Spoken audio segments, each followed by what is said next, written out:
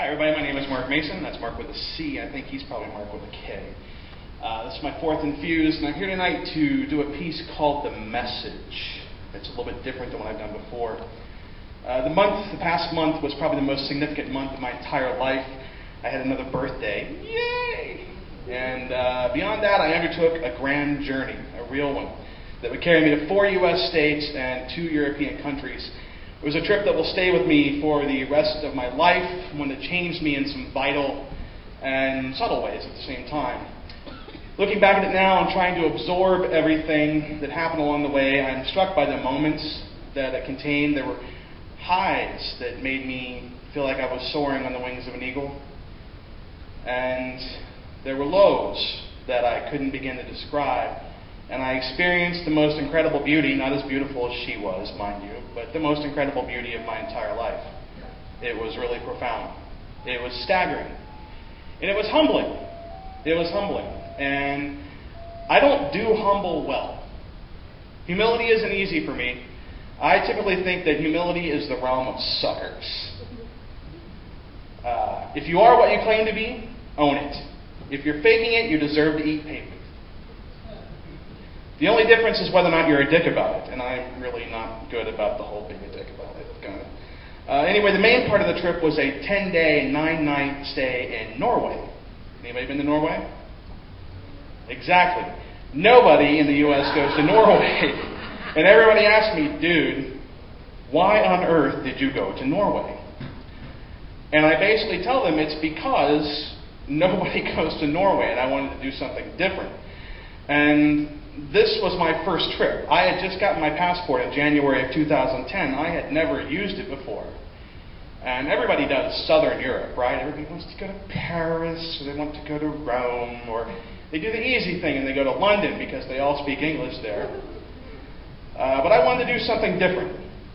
So I went to Norway after a lot of planning and research, and my visit took me to 5 different cities: Oslo, Bergen, Stavanger, Kristiansand, and Lillehammer. If you remember Lillehammer, it was the Olympics, or it's a TV show with Stevie Van Zandt on Netflix now. And every place had something really special to offer, and I had wondrous moments at every turn. I'd go on and on about it, but I won't. But I'll give you a taste of the profound effect that it had on me. Oslo is home to the Nobel Peace Museum, the home of the Nobel Peace Prize. It's an amazing facility. It's dedicated to putting the spotlight on people who won the award, and on people who are trying to engage the process of peace on this planet. And there was an exhibit on the plight of Afghani women through photography, and there was an exhibit on an American platoon that's stationed in Afghanistan and what they do in their downtime. And there was an exhibit called Sheroes, and it was about women in countries like Burma and the Sudan, and the things that these women are trying to do to advance the cause of peace. It was really moving. It was educational, and I'd never seen anything like it, and probably none of us have unless you've gone to the Nobel Peace Museum. History, knowledge, compassion, it was all there. It was awe-inspiring, one of those moments that beats itself into you, and it puts your life in perspective, and you realize what a jackass you are when you complain about something dumb, right? However, it was near a stairwell that I discovered what blew me away. There was a small box, and it had paper shapes in it, and then it had a bucket of little wires, and then it had a thing of colored pencils, and there was a golden spiral rolling down from the ceiling, a golden tube spiral rolling down from the ceiling into the depths of the museum. I don't know where it went. And the instructions there were simple. And I realized this was for kids. They were colored pencils. But okay, I'm a kid at heart. Or whatever. I once was a kid. Write a message of peace and send it out into the world.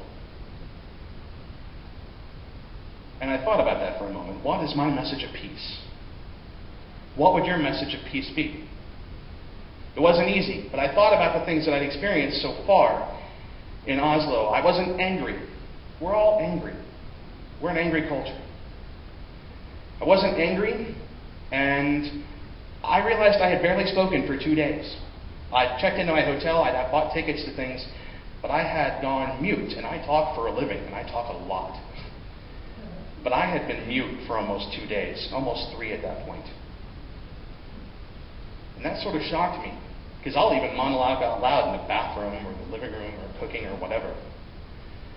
And my face felt really warm, and I realized I was smiling uncontrollably. And I thought then about how screwed up the world is, about the things I'd seen in the museum, about the hate and vitriol that the political arena offers us. A battle to see who can shout the loudest, get their point across through anger and hate. People who are just famous for being famous because they're dumb. And I picked up one of the shapes and I began to write. My message was short, sweet, simple, direct. Done. I put a piece of wire through it, I wrapped it around the golden spiral, and I watched it flutter away like a bird in the wind, down into the depths of the museum. And satisfied, I went downstairs and I got my backpack back, and I walked outside into the midday sun, and I walked away, and I felt a sense of calm wash over me, and I stopped for a moment. And my arms dropped to my sides, limp, and the harbor breeze that's right on the ocean harbor drifted across my skin. And it started. Voices in different languages, a passing trolley, a boat horn. There was a baby crying in a nearby stroller. It was, in the words of one of my idols, Spalding Gray, rest in peace, a perfect moment. And I lived out in that moment the message of peace that I had just sent into the world. And that message was this: I'm listening. Thank you.